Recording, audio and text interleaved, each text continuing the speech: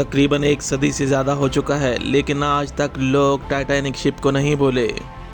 हाललैंड and wolf नामी company जिसने Titanic ship तैयार किया था, इसका सबसे बड़ा दावा था कि टाइटैनिक कभी टूट नहीं सकता, लेकिन अपने पहले ही सफ़र में कुदरत के सामने बेबस नजर आया। 1912 में टाइटैनिक दुनिया के लिए एक रेवोल्यूशन था और फिर दुनिया की कई किताबी कहानियों में इसका जिक्र है। टाइटैनिक पर हॉलीवुड की मूवीज़, इन सब की वजह से टाइटैनिक आज तक याद किया जाता है। असल में टाइटैनिक के साथ क्या हुआ, आइए देखते हैं। वेलकम टू अंधेरों का सफ़र। आगे बढ़ने से पहले हमारे चैनल अंधेरों के सफ़र को सब्सक्राइब कर दें, बेल आइकॉन को प्रेस कर दें। आज टाइटैनिक के बारे में हर शख्स हर कोई जानता होगा, शायद ही कोई होगा जिसे टाइटैनिक का ना पता हो। अपने ज़माने का सबसे बड़ा शिप था जिसे नाकाबिले तस्खीर यानी बहुत ही मजबूत स्ट्रक्चर भी कमाल था, लेकिन कुदरत के हाथों रेत की दीवार साबित हुआ। बात करते हैं दुनिया के सबसे बड़े शिप टाइटैनिक की। आखिर इसे बनाया किसने था? नॉर्दर्न आयरलैंड की एक कंपनी हाललैंड एंड वुल्फ नामी इस कंपनी ने टाइटैनिक को तैयार किया था। यहाँ तक तो बात ठीक थी, लेकिन कंपनी ने एक दावा किया था कि टाइटैनिक कितना मजबूत है कि कभी टूट, लेकिन शायद ही हाललैंड एंड वुल्फ कंपनी को अंदाज़ा नहीं था कि कुदरत से ज़्यादा ताकतवर कोई चीज़ नहीं। ये दावा टाइटैनिक को ले डूबा। यह ज़माना था 1912। 10 अप्रैल का दिन था। टाइटैनिक अपने पहले सफ़र पर रवाना हुआ जो साउथहैम्पटन से न्यूयॉर्क जा रहा था। इस सफ़र का टिकट बहुत महंगा था। इस शिप में कई अमीर लोग सवार थे। एक भीड़ थी जो इस खूबसूरत शिप को देखने के लिए पोर्ट पर मौजूद थे। हर कोई इस टाइटैनिक के सफ़र का हिस्सा बनना चाहता था। टाइटैनिक में 2240 पैसेंजर और 944 लोग क्रू के सवार थे। टाइटैनिक के कैप्टन एडवर्ड जे स्मिथ थे जो बहुत ही एक्सपीरियंस कैप्टन थे। अब 10 अप्रैल 2012 टाइटैनिक अपने सफ़र पर रवाना हुआ।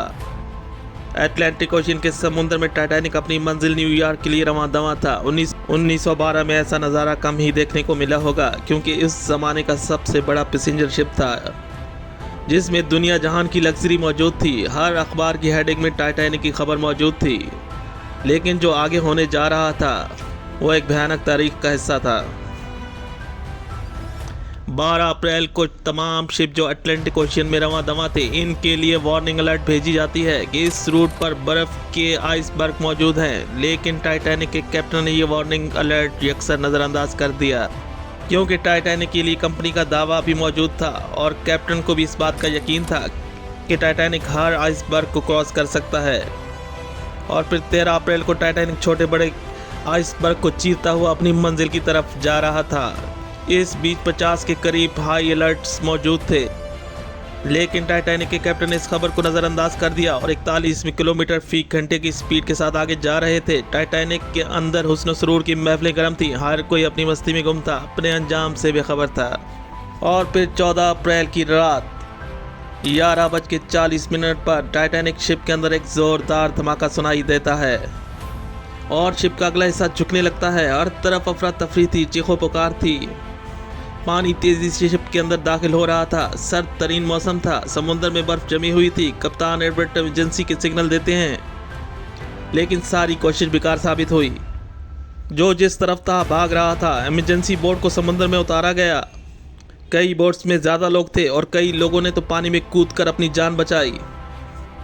सर्द मौसम की वजह से कई लोग मौत का शिकार हुए। तकरीबन 2 घंटे बाद ब्रिटिश का एक शिप कारपेथिया मौके पर पहुंच गया।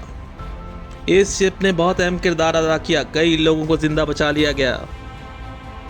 और फिर 15 अप्रैल 2012 को टाइटैनिक मुकम्मल डूबकर समुद्र के अंधेरों में हमेशा हमेशा के लिए चला गया। तकरीबन 1500 से ज़्यादा पैसेंजर और क्रू के लोग इस हादसे में मारे गए। ज़्यादातर लोग मौसम की ठंडक से हाइपोथर्मिया का शिकार हुए। इस टाइटैनिक के हादसे ने पूरी दुनिया को हिला के रख दिया और हाललैंड एंड वुल्फ कंपनी का दावा हवा में उड़ गया। ये शिप कभी टूट नहीं सकता। और फिर दुनिया ने देखा कि टाइटैनिक शिप आइसबर्ग से टकरा कर टूट गया। ये बहुत बड़ा सेटबैक था हाललैंड एंड वुल्फ नामी कंपनी के लिए, जिसका तैयार करदा शिप टाइटैनिक अपने पहले ही सफ़र में डूब गया था। इसके बाद तो दुनिया में टाइटैनिक पर कई कहानियाँ, कई स्टोरीज लिखी गई।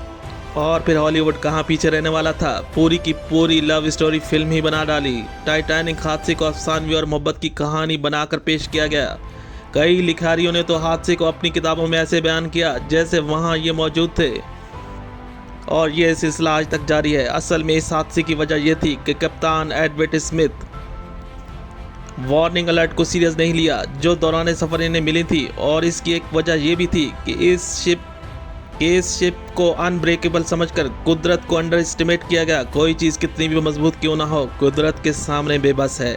जैसे 1912 में टाइटैनिक बेबस हुआ, ये थी टाइटैनिक की असल दास्तान।